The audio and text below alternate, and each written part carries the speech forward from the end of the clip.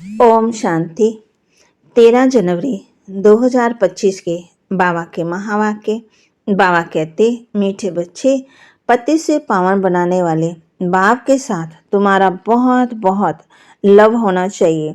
सवेरे सवेरे उठकर पहले पहले कहो, शिव बाबा गुड मॉर्निंग।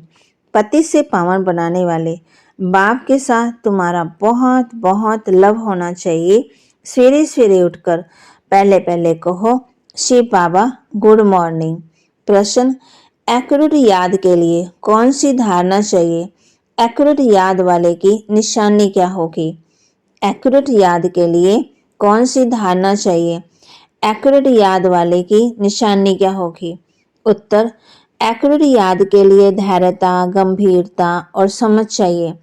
इस धारणा के आधार से जो याद करते हैं उनकी याद से मिलती है और बाप की करंट आने लगती है।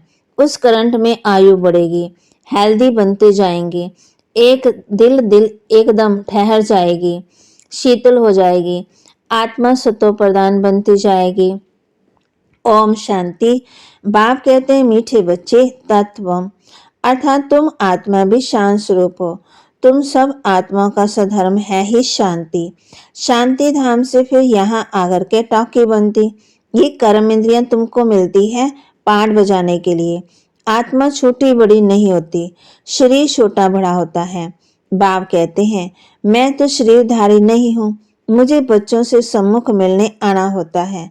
समझो जैसे बाप है, उनसे बच्चे पैदा होते तो वह बच्चा ऐसे नहीं कहेगा कि मैं परम धाम से जन्म ले माता पिता से मिलने आया हूँ। बल्कि कोई नई आत्मा आती है किसके भी शरीर में, वह पुरानी आत्मा किसके शरीर में प्रवेश करती, ऐसे नहीं कहेंगे कि माता पिता से मिलने आया। उनको ऑटोमेटिकली माता पिता मिल जाते हैं। यहाँ ये नई बात है। बाप कहते हैं, मैं परम धाम से आकर तुम बच्चों के सम्मुख आया हूँ। बच्चों को फिर से नॉलेज देता हूँ क्योंकि मैं नॉलेजफुल हूँ, ज्ञान का सागर हूँ। मैं आता हूँ तुम बच्चों को पढ़ाने, राजयोग सिखाने। राजयोग सिखाने वाला भगवान ही है। कृष्ण की आत्मा को ये ईश्वरीय पाठ नहीं है। हरि का पाठ अपना है, ईश्वर का पाठ अपना है। तो बात समझाते, मीठे बच्चे, अपने को आत्मा समझो। ऐसा अपने को समझना कितना मीठा लगता है। हम क्या थे, अब क्या बन रहे हैं। ये ड्रामा कैसा वंडरफुल बना हुआ है, ये भी तुम अभी समझते हो, समझाते हो। ये पुरुषोत्तम संगम युग सिर्फ याद रहे तो पक्का हो जाता कि हम सतयुग में जाने वाले हैं। अभी संगम पर फिर जाना है अपने घर, इसलिए पावन तो जरूर बनना है। अंदर में बहुत खुशी होनी चाहिए। ओहो बेहद के बाप कहते हैं, मीठे मीठे बच्चों, मुझे याद करो तो तुम सतो प्रधान बनेंगे, विश्व का मालिक बनेंगे। बाप के बच्चों को कितना प्यार करते हैं। ऐसे नहीं कि सिर्फ टीचर के रूम में पढ़ाकर और घर ले जाते हैं। ये तो बाप भी है, टीचर भी है, तुमको पढ़ाते भी हैं, याद की यात्रा भी सिखलाते। ऐसा विश्व का मालिक बनाने वाले, पति से पावन बनाने वाले बाप के साथ बहुत लव होना चाहिए। सवेरे सवेरे उठने से पहले पहले शिव बाबा से गुड मॉर्निंग करना चाहिए। गुड मॉर्निंग अर्थात याद करेंगे तो बहुत खुशी में रहेंगे। बच्चों को अपने दिल से पूछना है कि हम सवेरे उठकर कितना बेहद के बाप को याद करते हैं। मनुष्य भक्ति भी सवेरे करते हैं, भक्ति कितना प्यार से करते हैं, परंतु बाबा जानते हैं कई बच्चे दिल व जान सिकवा प्रेम से याद नहीं करते। सवेरे उठ बाबा से गुड मॉर्निंग करें, ज्ञान के चिंतन में रहें तो खुशी का पारा चढ़े। बाप से गुड मॉर्निंग नहीं करेंगे तो पापों का बोझा कैसे उतरेगा। मुख्य है याद, इससे भविष्य के लिए तुम्हारी बहुत भारी कमाई होती है। कलप कलप ये कमाई काम आएगी। बड़ा धैर्य, गंभीरता, समझ से याद करना होता है। मोटे हिसाब से तो बल करके ये कह देते हैं। बाबा कहते हैं, लेकिन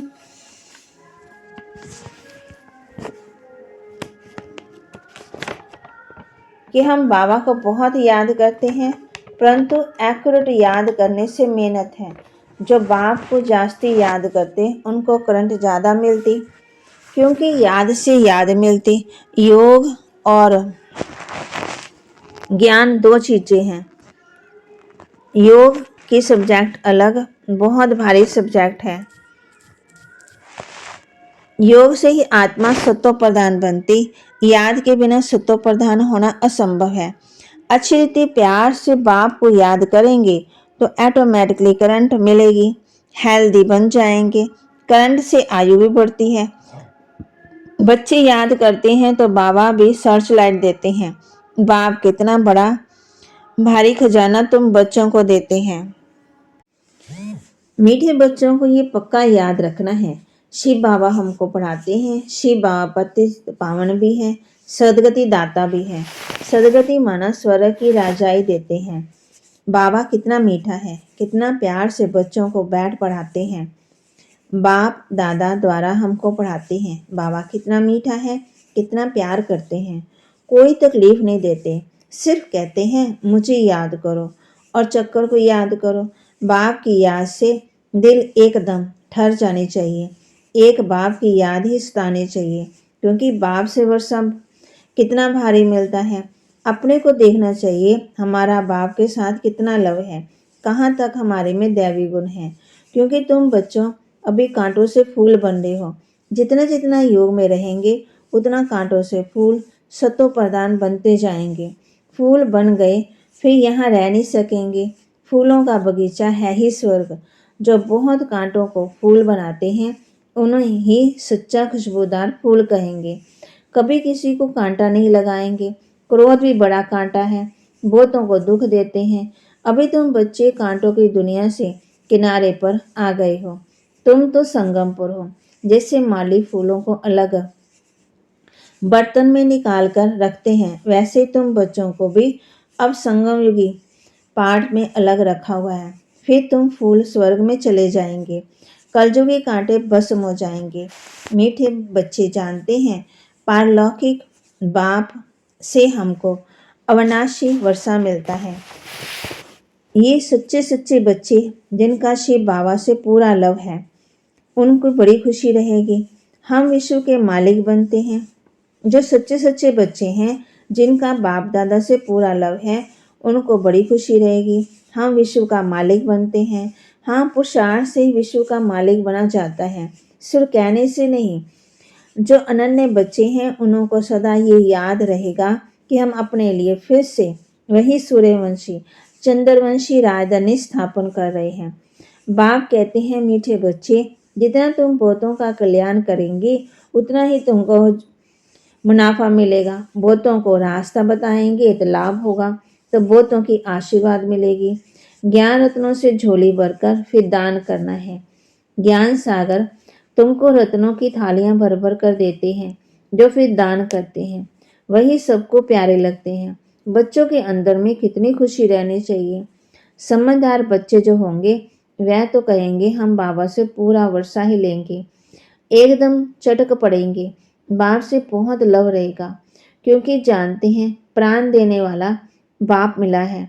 नॉलेज का वरदान ऐसा देते हैं जिससे हम क्या से क्या बन जाते हैं, पति से पावन बन जाते हैं। इतना भंडारा भरपूर कर देते हैं।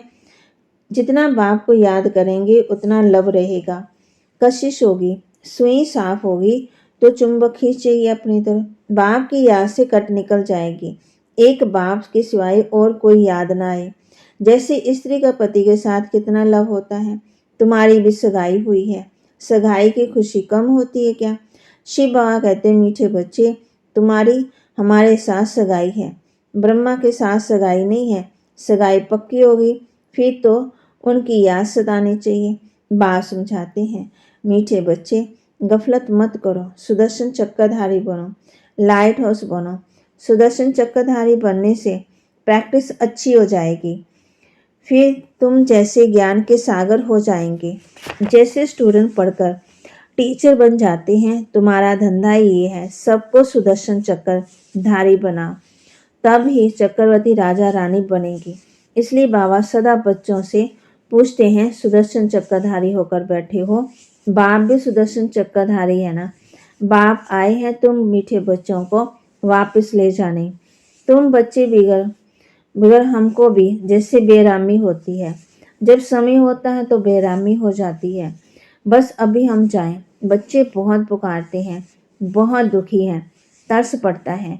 अब तुम बच्चों को चलना है घर, फिर वहां से तुम आप ही चले जाएंगे सुखधाम। वहां से तुम्हारा साथी नहीं बनूंगा। अपनी अवस्था अनुसार तुम्हारी आत्मा चली जाएगी। तुम बच्चों को ये नशा रहना चाहिए।